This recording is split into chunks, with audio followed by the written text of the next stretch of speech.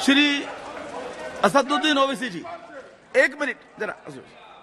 जिन माननीय सदस्यों को अपने भाषण सभा पटल पर रखने हैं वो कृपया रखें, उनको अनुमति है, प्लीज। शुक्रिया सर। मैं सदर जमहूरिया के खुतबे की मुखालिफत में खड़ा हुआ हूं। मैं बरसर इख्तिदार जमात से जानना चाहूंगा, क्या ये सच नहीं है कि आप ही के आदाद शुमार 75वां NSSO का डेटा ये कहता है कि 25% मुस्लिम बच्चे पैसों की गुर्बत की वजह से तालीम से ड्रॉप आउट हो जाते हैं। क्या ये सच नहीं है कि 7 साल से ऊपर जो बच्चों का खवानगी का तनासुब है तमाम मज़ाहिब में सबसे कम मुसलमानों का है? क्या ये सच नहीं है कि ग्रॉस अटेंडेंस रेशियो तमाम मज़ाहिब का सबसे कम मुसलमानों का है? क्या ये सच नहीं है कि सबसे कम एनरोलमेंट जो होता है वो मुसलमानों का है? क्या ये सच नहीं है कि AISHE की रिपोर्ट ये कहती है कि हायर एजुकेशन में मुसलमान का तनासुब 5% से 4% पर आ चुका है? और ये सरकार इन तमाम आदादो शुमार को देखते हुए, इनके आदादो शुमार को सामने रखते हुए सदर जमहूरिया के खुतबे में लफ्ज अक़लियत का, माइनॉरिटी का जिक्र भी नहीं किया गया, जो भारत की आबादी का 19% का हिस्सा है। ये इनकी मोहब्बत है अक़लियतों से और मुसलमानों से।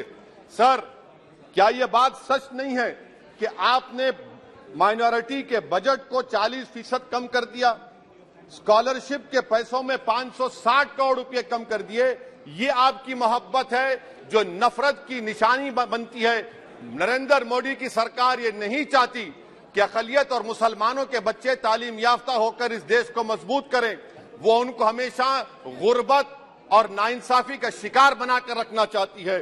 सर, दूसरी बात इसमें यह है कि आज अक़लियतों को मुसलमानों के ताल्लुक से कोई महीना ऐसा नहीं जाता जहां पर उनको जान से मारने की धमकी नहीं दी जाती। बरसर इख्तिदार जमात के एक MP साहिबा ने कहा कि चाकुओं को सिर्फ तरकारी के लिए इस्तेमाल मत करो, गर्दनें काटने के लिए इस्तेमाल करो। बरसर इख्तिदार जमात के एक MP ने दिल्ली में कहा कि मुसलमानों का समाजी बायकॉट करो। बरसर इख्तिदार जमात ने गुलबर्गा के रेलवे स्टेशन को हरा रंग किया गया था, उसको ये कहकर तब्दील कर दिया कि मुसलमानों का रंग है। सर, मैं पूछना चाहता हूं, क्या नरेंद्र मोदी की सरकार तिरंगे के हरे रंग को निकाल देंगी? क्या हरा रंग मुसलमानों का है? क्या नरेंद्र मोदी की सरकार खरबूजे पर पाबंदी आयद कर देगी और देश की जनता से कहेगी कि नागपुर में आपके हेड ऑफिस में उगा हुआ सिर्फ संतरा खाया जाएगा? सर, नारी शक्ति की आप बात करते हैं तो बिल्किस बानो अगर मुसलमान नहीं होती तो बिल्किस बानो को इंसाफ मिल जाता। 20 साल से बिल्किस बानो लड़ रही है मगर उसका नाम बिल्किस बानो है। आप इंसाफ नहीं करना चाहते बिल्किस बानो से। ये नारी शक्ति आपकी है। पसमानदा मुसलमान से आपकी मोहब्बत, दीजिए 1950 के प्रेसिडेंट ऑर्डर तरमीम करिए, दलित मुस्लिम का स्टेटस पसमानदा को दीजिए। आप नहीं देना चाहते। क्या मजहबी आजादी का उनको हक हासिल नहीं है? स्पीकर साहब, मैं मुसलमान हूं, मेरे बगैर ये मुल्क नामुकम्मल है। मैं इस मुल्क का यरगमाल नहीं हूं, मैं इस मुल्क का कैदी नहीं हूं। मैं पूरे सिटीजनशिप की राइट को चाहता हूं और अभी चाहता हूं। कब आप बिहार के सुरजापुरी और कुल्हिया बरादरी को कौमी OBC स्टेटस देंगे? स्पीकर साहब, दूसरी अहम बात मैं कहना चाह रहा हूं, चीन का जिक्र आपने किया।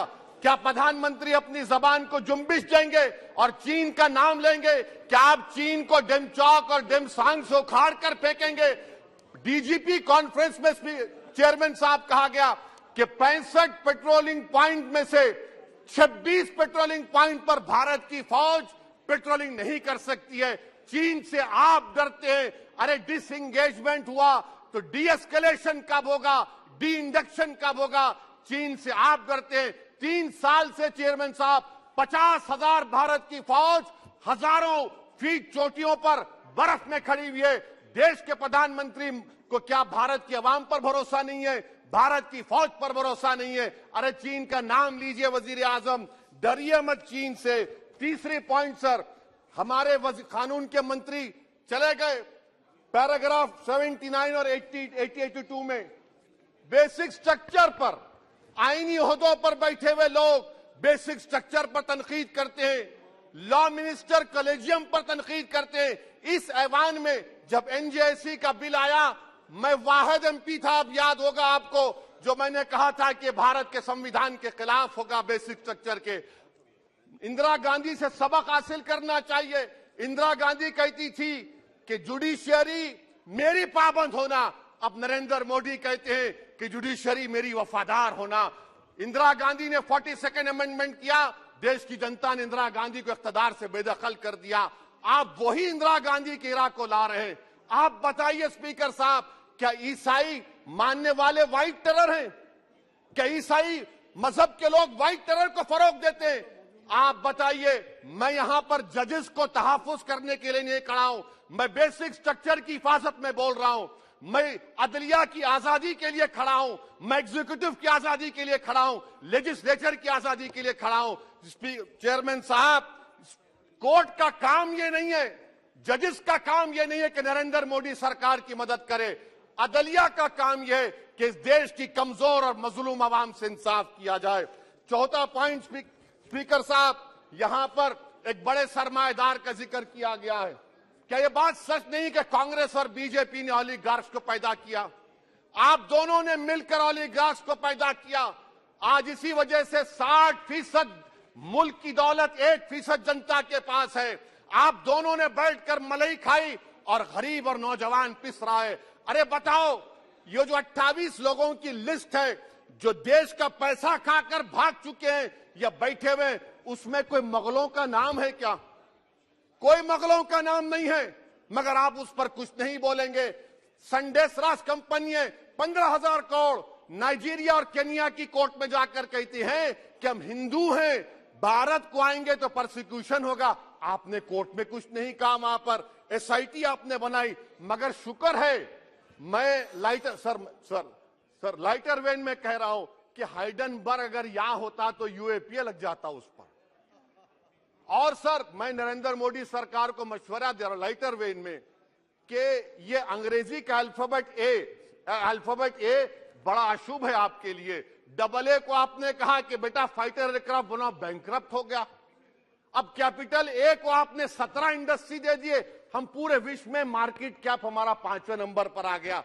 सर, देश के प्रधानमंत्री से बताना चाह रहा हूं कि वजीर दाखिला का नाम भी ए से शुरू होता है। मैं खत्म कर रहा हूं। मैं चेयरमैन साहब, मैं सरकार से पूछना चाह रहा हूं कि क्या जनवरी 2024 और फरवरी में क्या ये सरकार थर्मो न्यूक्लियर ब्लास्ट करने जा रही है? क्या आपने हमारे अतराफ में देख लिया कि उसके वाक़िब और नतायज क्या निकलने वाले हैं? चेयरमैन साहब, मैं आपको बता रहा हूं कि चीन के बारे में क्या हमको बीबीसी की रिपोर्टिंग की जरूरत पड़ेगी, जिस तरह 2002 गुजरात के बारे में कहा गया। स्पीकर साहब, अकलियतों के बारे में, मुसलमानों के बारे में एक शायर ने कहा था, आग से आग बुझाने को कहा जाता है, जख्म पे जख्म खाने को कहा जाता है। हम वफादार है बताने के लिए, हमको अपना सर कटाने के लिए कहा जाता है। सर, देश के प्रधानमंत्री पूरे फॉरेन टूर में जाते हैं, वहां पर गांधी का नाम लेते हैं।